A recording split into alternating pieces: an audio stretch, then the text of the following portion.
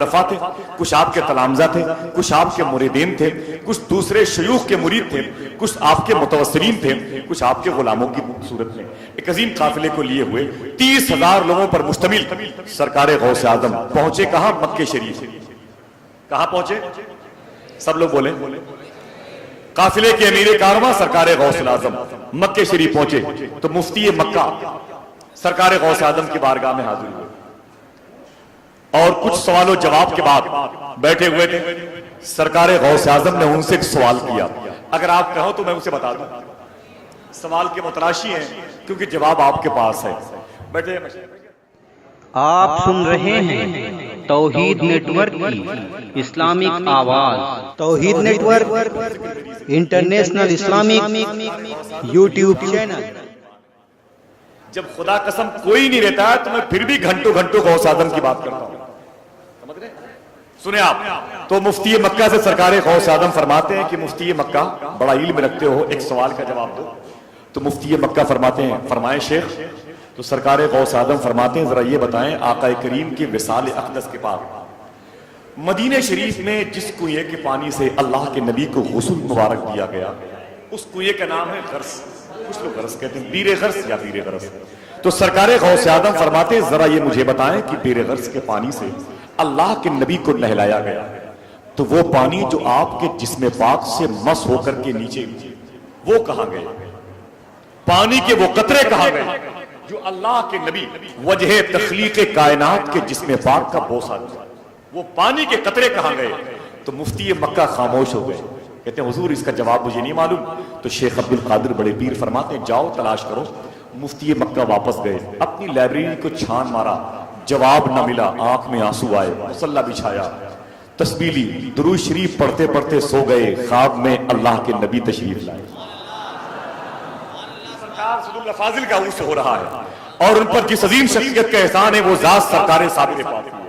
सरकार साबिर पाक सरकार गौसे आजम के भी परपोते हैं और सरकार गरीब नवाज की सिलसिले के एतबार से भी और नसब के एतबार से भी। वक्त नहीं है इस मौजू पर बात करने का, लेकिन इंशाअल्लाह वक्त को कहीं न कहीं से बुलाया जाएगा। सुने आप तो सरकार गौसे आजम के उस सवाल का जवाब देने के लिए मुफ्ती मक्का रोते रोते सो गए। ख्वाब में अल्लाह के नबी तशरीफ लाए। तो शेख हाशिम गिलानी फरमाते हैं कि मुफ्ती मक्का को फरमाया मेरे आका ने, ऐ मुफ्ती मक्का तूने मुझे क्यों बुलाया?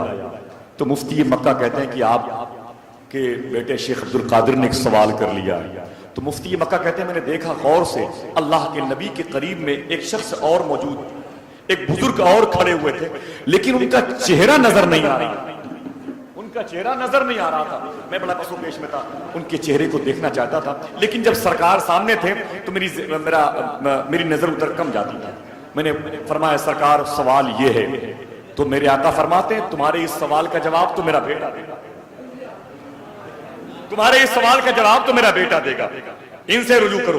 तो मुफ्ती मक्का कहते हैं मैंने उस शबी की तरफ, उस जात की तरफ जिनका चेहरा मैं देख नहीं पा रहा था, मैंने उनके सामने अपने सवाल रखे। तो उसने फरमाया, उस शबी से आवाज आई, उस जात ने जो जवाब दिया वो सुन ले, खुश हो जाए कसम खुदा, खुश हो जाए कसम खुदा। उस जात मुकद्दसा से आवाज आई, मेरे आका के जिस्म पाक से मस हो के जो कतरे जमीन पर गिरने वाले थे उसे अल्लाह के हुक्म से फरिश्तों ने उठा लिया। अपनी रूह को शामिल कीजिएगा, मोहब्बत से बोलिएगा, मोहब्बत से बोलिएगा। अगर बात गौसे आजम की हो रही है तो फरमाते उस पानी के कतरे को फरिश्तों ने उठा लिया। उन पानी के कतरों को अल्लाह ने बादल बनने का हुक्म दिया और वो बादल जहां जहां बरसे उसके एक एक कतरे जहां जहां गिरे अल्लाह ने वहां वहां मस्जिद बना दी, वहां वहां मस्जिद बना दिए। जवाब पाया मुफ्ती मक्का ने, खुश हो गए। सुबह को शेख अब्दुल कादिर गिलानी की बारगाह में आए, फरमाते शेख सवाल कीजिए। सरकार गौसे आजम ने सवाल किया, मुफ्ती मक्का ने जवाब दिया। सरकार गौसे आजम फरमाते मुफ्ती मक्का जरा ये बताओ कि ये जवाब तुम्हें किसने बताया? ये जवाब तुम्हें किसने बताया?